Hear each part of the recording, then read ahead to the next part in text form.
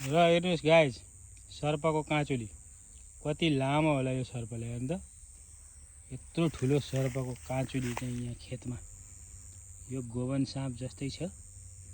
तपाईहरुले काँचुली देख्नु भएको छैन भने हेर्न सक्नुहुन्छ।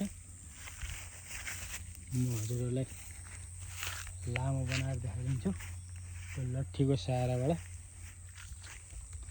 ठ्याक्कै खेतको डिलमा यहाँ चाहिँ काली नागको जस्तो छ।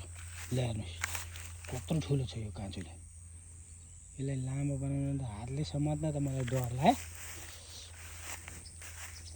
म लट्ठीको सहाराबाट हजुरहरुलाई कति फिट लामो रहेछ देखाइदिन्छु मैले। हेर्नु, यो टाउको हो यताबाट, यो टाउकोबाट हेर्नुहोस्। कत्रो ठुलो रहेछ नि त्यो सर्पको काँचुली। हेर्नुहोस्, काँचुली देख्नु भएको यो कत्रो सर्प होला। हेर्नुहोस्, लगभग 1 2 3 4 5 6 7 फिट भनेको। 7 फिट भन्दा कम त छैन यो। ल यत्रो लामो सर्पको काँचुली खेतमा कहाँ गयो होला यत्रो लामो सर्प? यता झाडीतिर गयो होला। यहाँ बाँसघारी छ, यता बाँसघारीतिर गएको हुनुपर्छ।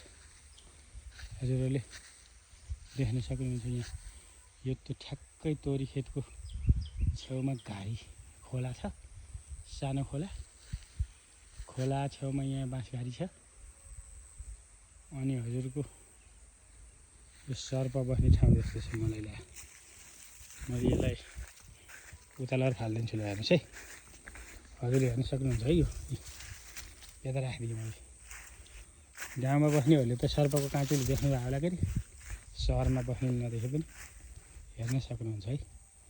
गाइज, ल हेर्नुहोस् गाइज, खोला किनारी यो खोलालाई त पुरै ढलान गरेर यस्तो बनाएको नि चितवनका खोला। हेर्नु त कस्तो छ।